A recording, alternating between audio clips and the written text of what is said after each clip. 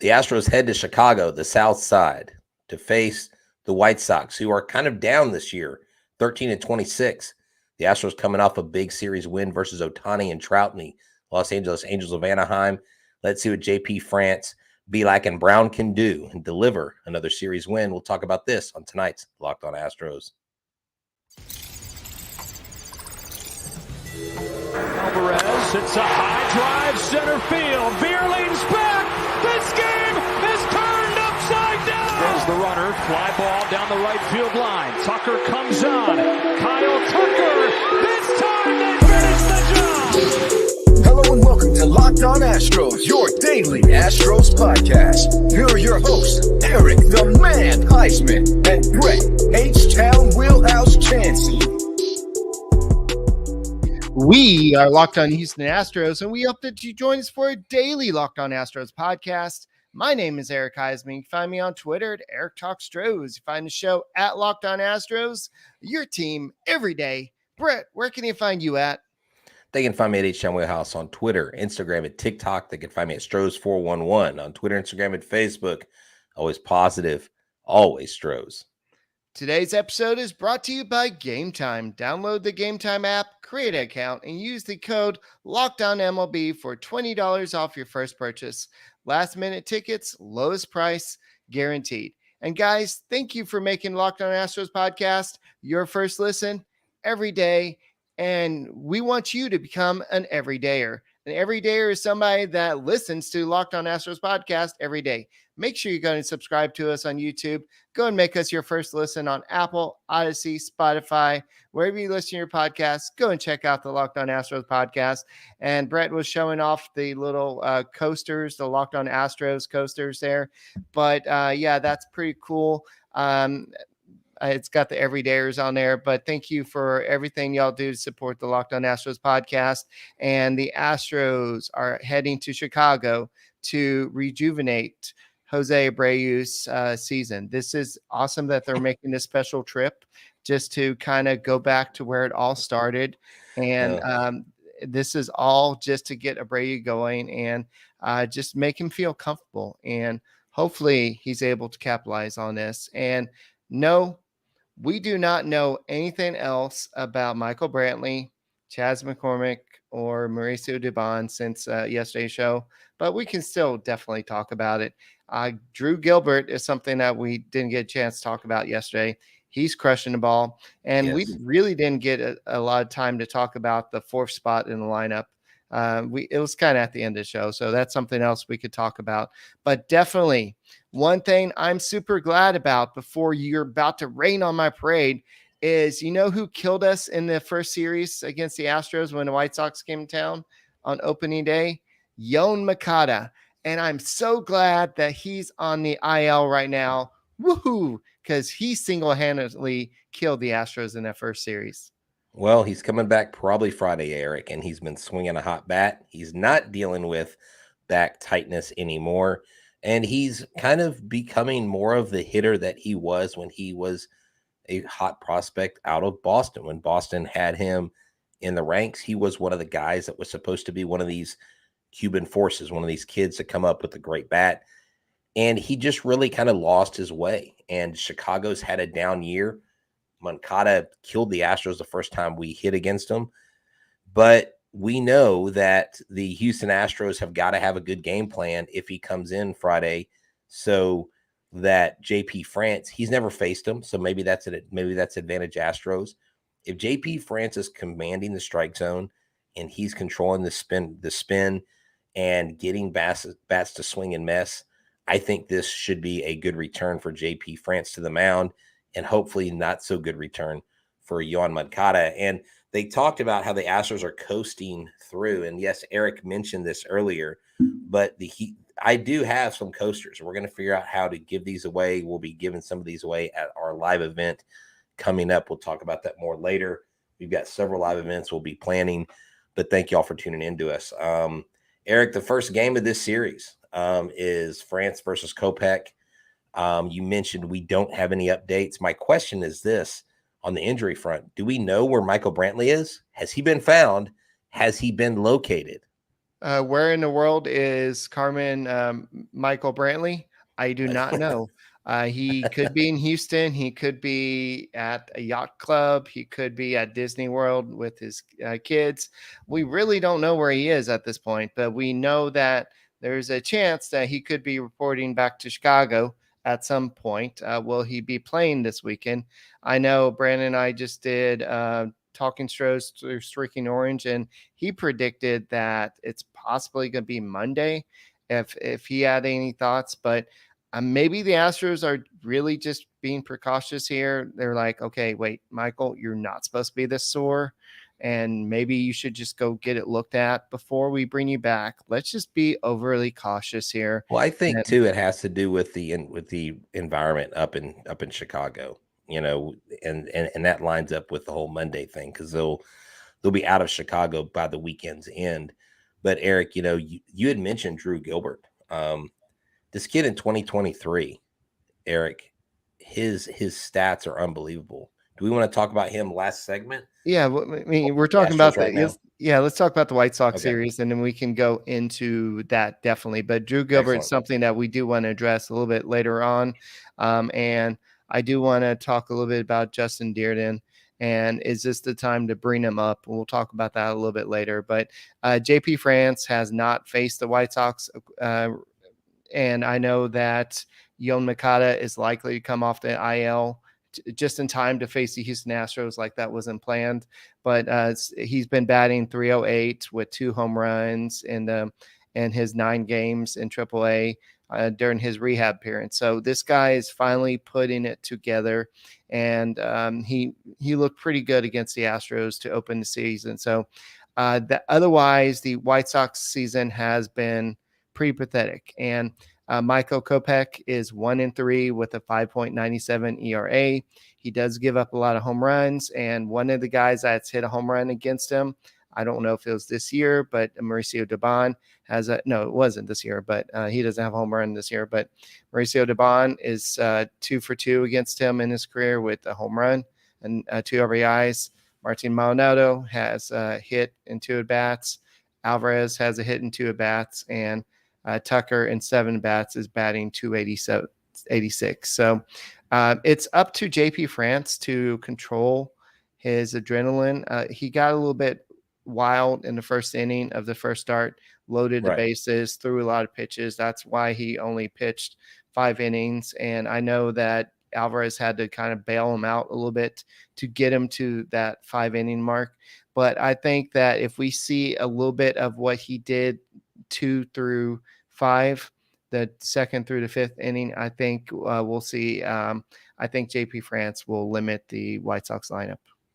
No, yeah, definitely. The White Sox lineup has not been great, and they actually sport a former Astro on their team. In left field, Jake Marisnick is a Chicago White Sox now. Not only is Jake Marisnick, but Joe Kelly, who Mr. Garcia says he's blaming Joe Kelly for the White Sox being crap right now.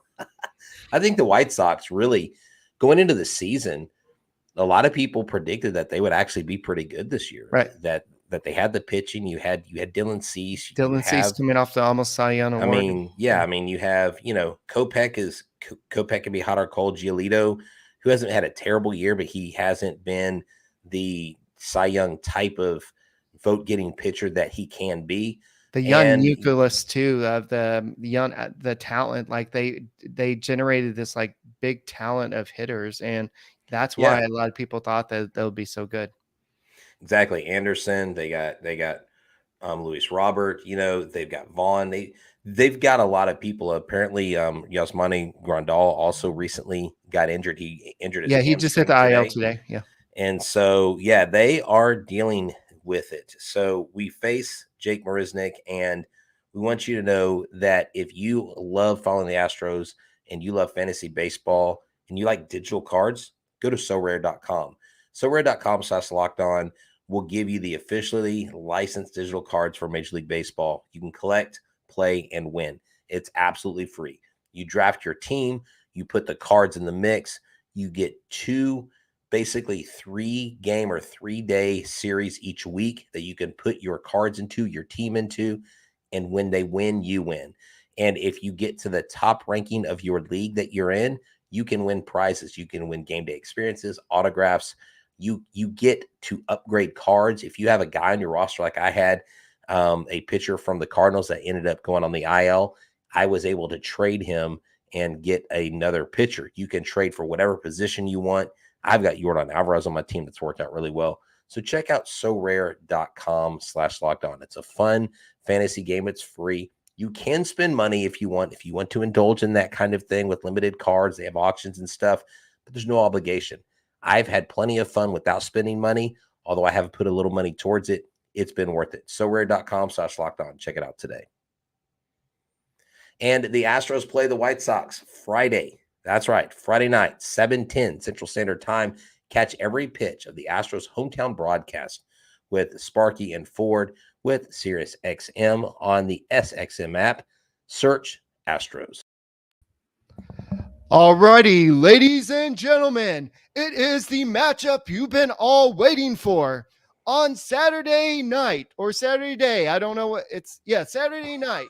It's gonna be Brandon Bielak versus Dylan Cease on the mound. And Dylan Cease is not the same Dylan Cease that faced us in the opening series. He is 2-2 with a 5.58 ERA. And then you have Brandon Bielak, who is a competitor, as Dusty Baker said, is going to go out there with an 0-1 record with a 4.15 ERA. This is going to be a matchup of the century, and you can go and listen to it on Sirius XM. So wait, okay. So was that a slight or is that a hype? Were you trying to hype these guys or were you trying to cut them? Because it sounded like you were chopping at them a little bit. Like you were making it like they're a little bit bigger than, wow, man, you kind of went hard after Cease and then Bielak. Dude, Bielak's our guy, man. Sometimes it be Let's like that. Get ready to rumble. There you go. Yeah, well, I hope that the Astros are the ones rumbling. I hope that they're swinging hot bats out there in Chicago. You know, Yordan continues to do insane things. 31 games that he's played in, he's reached base in all 31. You have Alex Bregman, who has been heating up. Martin Maldonado has 7 hits in his last 7 games. We know he's probably going to catch at least 2 of these games. I would hope that Diaz would get to catch a couple. Now, if they decide to keep Abreu out of one of these games, maybe the first game back, I don't know. Maybe they keep him out and they put Diaz back at first. I would not be mad about that. So I look for maybe Dubon comes back, but if it's a hamstring and it's still a little sore and it's cold weather, you might not want to bring him back in that weather. So it might not be a good move to put Dubon in there. I think Hensley's okay for another series at second base if that's what you got to do. But the Astros are dinged up a little bit. I think they'll be fine against Bielak. I think the Astros, if Cease is giving up stuff, they've got guys that are seeing the ball well. But this is what I would like to see, Eric. I would like to see Dusty Baker put Yordan Alvarez and Kyle Tucker back to back. And if you're not going to, then you need to put Jake Myers or somebody else between them. Not Jose Abreu. I'm sorry. Jake Myers has what? Why are you moving away from the camera? You act like Jake hasn't been hitting. He's a right-hander. I think they're not gonna put Pena there. They're gonna need to put Pena second or seventh. They're not gonna put him anywhere else. I'm just saying, if you don't want to swing if you don't want to do lefty back to back, then put somebody else back there that's going to hit. Because right now Abreu's not going to hit. I hope his bat wakes up, but until he does, I'm not going to believe it. Batting Yordan Alvarez. Now batting Jake Myers. But you know, Jake Myers is going to get, okay, hold on. But I mean, why do you laugh at that? Jake Myers will get pitches because who's behind him? Kyle Tucker. Right. That's not a bad spot for anybody, but Abreu's been a nothing burger there. So why keep doing the same thing over and over? I know it's his homecoming, but it's not like they're going to have like homecoming sashes and mums and stuff celebrating. No, they're not. They're going to do a tribute video for him. They'll do a tribute video. I know. I'm just saying, like, I just wish they would do something different. I'm tired of appealing to players' emotions and feelings and all that stuff. It's like, let's play baseball. Yeah. You know, I mean, we manage this team like these guys can't handle not hitting fourth. Like he's a grown man, 36. What is best for the team to hit lower than fourth, then put him lower than 4th. All right. So remember yesterday we were talking about Cesar Salazar. What's his purpose on this team? If you're going to have a limited bench, why don't you call somebody up and replace him? So I've got something to tell you. This is the Sugarland Space Cowboys lineup today. Bly Madris is leading off. Greg Kessinger, Corey Lee, JJ Majevic, Pedro Leon, Rylan Bannon, Justin Dearden, Joe Perez, and Dixie Machado. Basically, what I'm trying to say is nobody's on their way up to Chicago right now. They're all playing with the Space Cowboys. So that means that Salazar is still going to be with Houston Astros despite a limited bench. So that means that I think Abreu will be ready to play, likely. And you're probably, because you're not going to go on a road and just be limited. You're going to have extra players. I think they could still do taxi squad. So you would have extra players there. So I think that Abreu is okay. I think that they feel okay with maybe Dubon playing at least one or two of the games, but you can't play with that short a bench for a whole series. No, I know. I'm just saying, I don't know if being in the cold weather, if it is cold up there, if that's the best thing that you see Dubon get all the starts. Right. And so that's the lack of a luxury that you have right now. When you don't IL guys, they take roster spots from guys that would be viable options. And Bannon is 3 for 3 with 2 RBIs. So I honestly thought that he would get called up once if they put Dubon on the IL just because he's a position player. Heck, I heard Brian McTaggart today on the radio talk about how Corey Lee's actually doing really well behind the plate, and that he thinks that Corey Lee may be trade bait when it comes to the trade deadline. That because he says he sees Yainer Diaz as the Astros starting catcher of the future, and I believe wholeheartedly that Diaz has taken reins, and if that's the case, and Corey Lee is a viable prospect, he does have value in a trade down the road when you get to that point. That is completely opposite the position the team took last year and the year before. Yes, I do want people to caution themselves with the trade value of some of these prospects. These prospects are not the top prospects that you can get a starting pitcher for. You can package them, but you can't trade a Pedro Leon for a Dylan Cease or a Corbin Barnes. You're going to have to create a whole package around these. Even Saldivar Perez, you're not going to be able to trade Corey Lee straight up for him.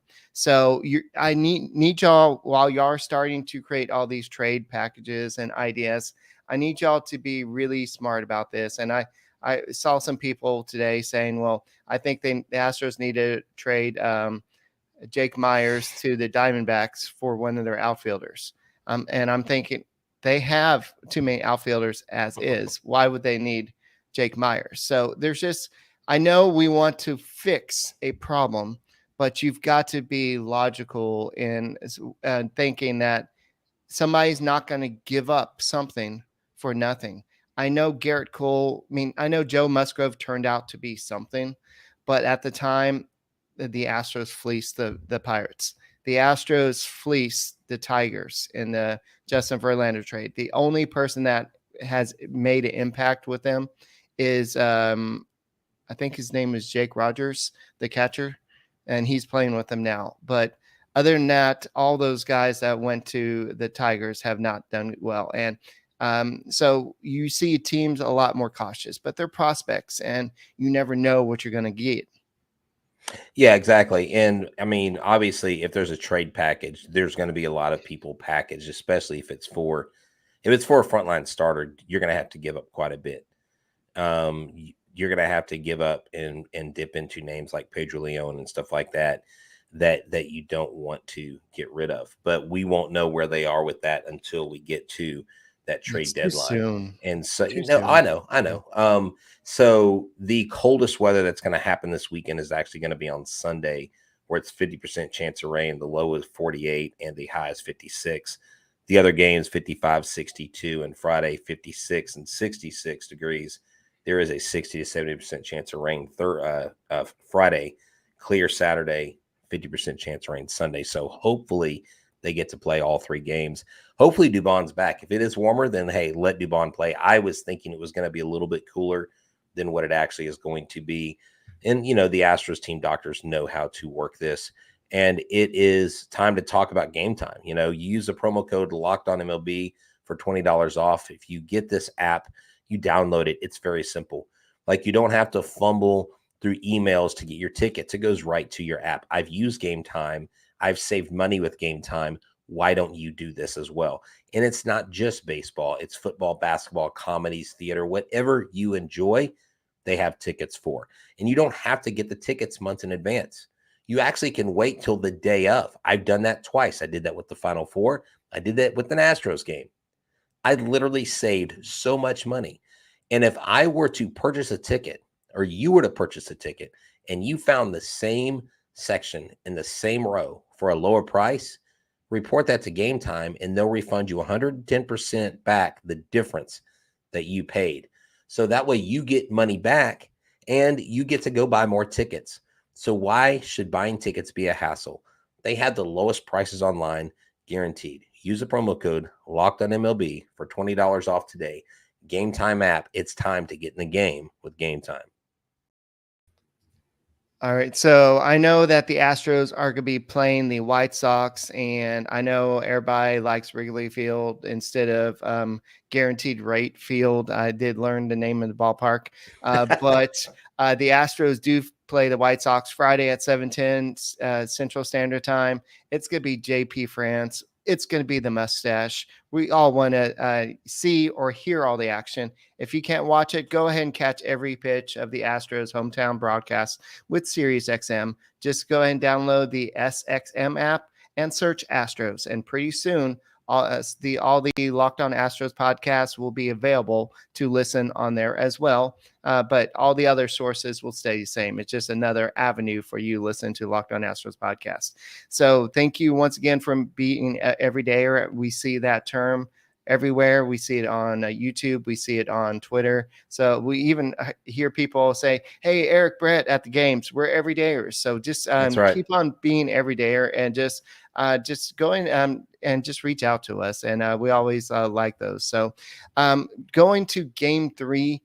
Game 3 is going to be Hunter Brown versus Lucas Giolito. I know that Hunter Brown didn't have his best game in his last start, but maybe Dusty Baker got a little gun trigger happy there, so to speak, and pulled him a little too early, didn't let him get out of his own trouble. But this is his chance to rebound and show that he is the guy we think he is. And I think that he's going to bounce back really well against the White Sox. If they're going to be facing Lucas Giolito, he is one of the guys in their rotation that has a below 4 ERA, which is a 3.59 right now. So the Sunday matchup is going to be an interesting matchup, but I think the big matchup is going to be Dylan Cease, because we know how well he pitches against the Astros, or he dominated them earlier this year.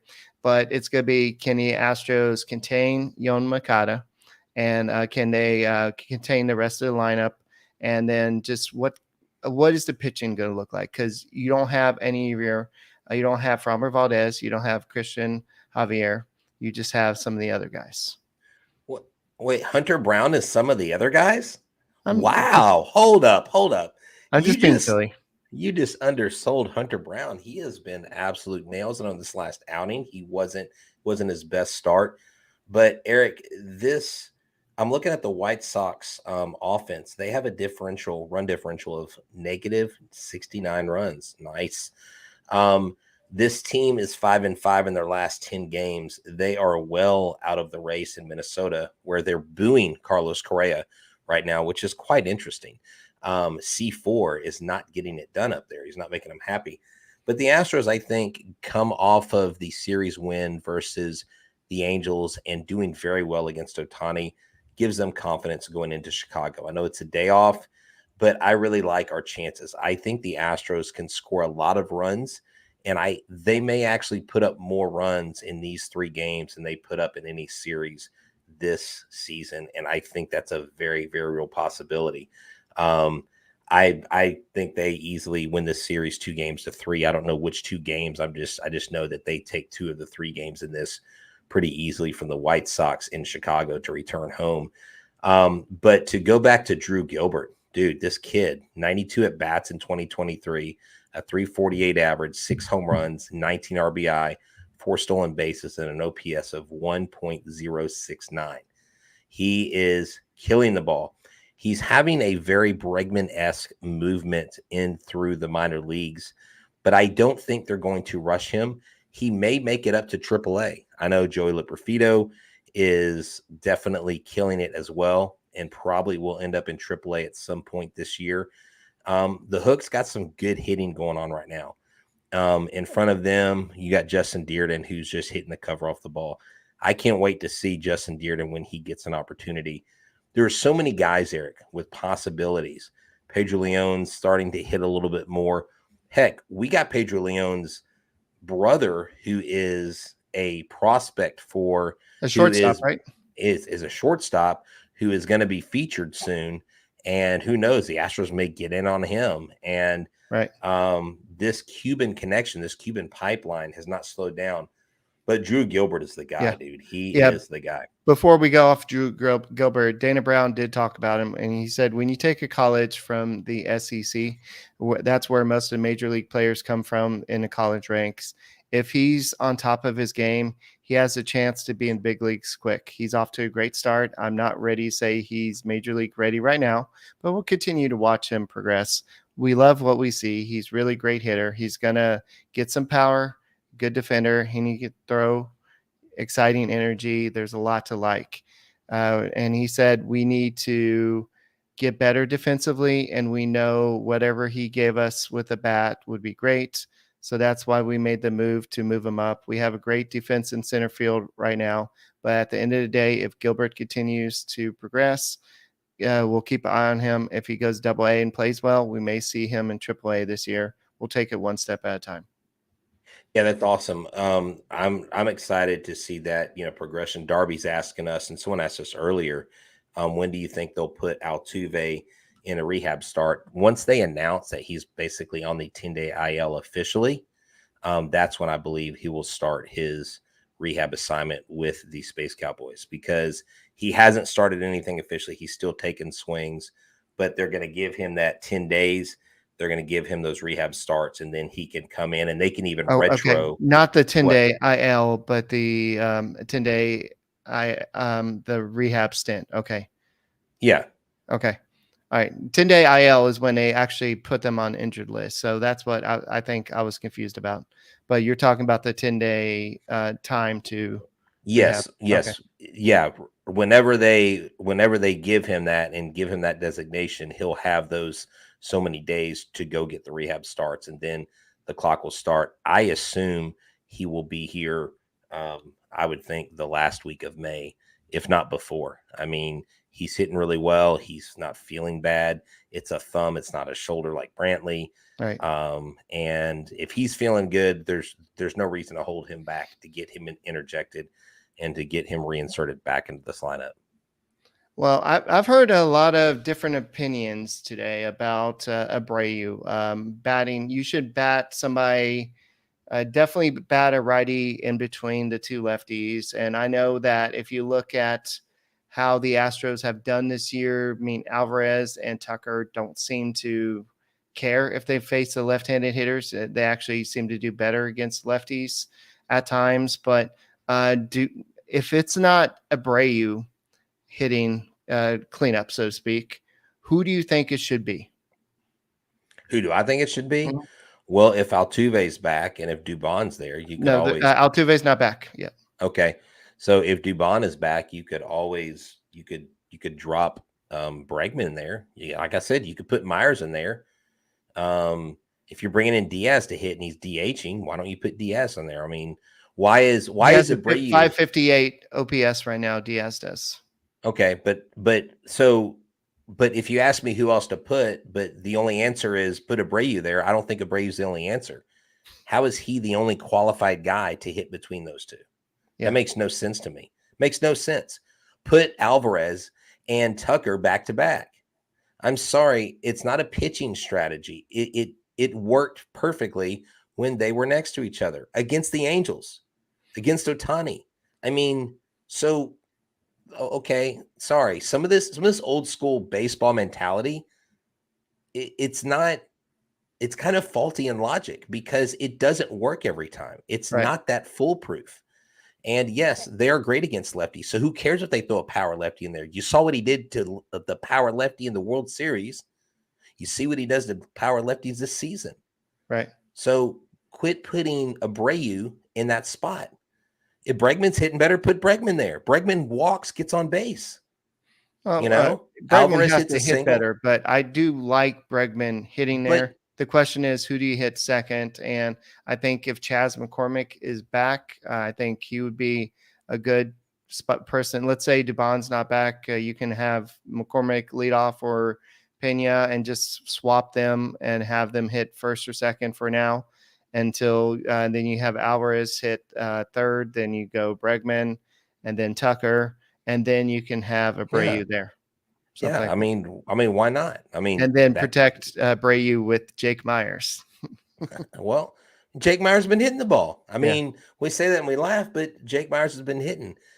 I don't know that Chas McCormick goes to the leadoff spot, but look, at the end of the day, I don't care what the order is. It's not where you at in their order. It's what you do when you're there. And you have to produce. The other day I said it's huge. Pena has got to get a hit here. Bases were loaded. What did he do? He got a hit. That's how they got to the 5 runs, right? And so they got to the 5 runs, and they won 5-4. But if Pena doesn't produce there, that game flips, turns upside down in their favor, and Ohtani's hitting a walk-off, and they're winning the series. So as long as the players do what they're supposed to do when it's their spot, I don't care if they're 1st, 7th, or 9th. I don't really think it matters all that much late in the game. If they're not hitting early, okay, well, you have the wrong guys up top. If they're, I mean, I don't care. Move Jolks around. Let Jolks hit with protection. I mean, he's kind of come down to earth a little bit, but at the end of the day, Abreu just has to do it. I don't care what the excuses are. I don't care what he's going through. You're a professional. You're paid to hit. You're paid to play well, and you're simply not. This is H-Town Wheelhouse. He's Eric Huysman. We are the Locked On Astros podcast. Become an everydayer. Check us out. Subscribe to our YouTube channel. Give us a 5-star review on Apple Podcast. And make sure that you tune in to our show every day. It's time for the Astros to return to favor to the White Sox. They embarrassed us. It's time for us to do the opposite. And we'll see you on Sunday, and go Astros. Stop batting Abreu 4th.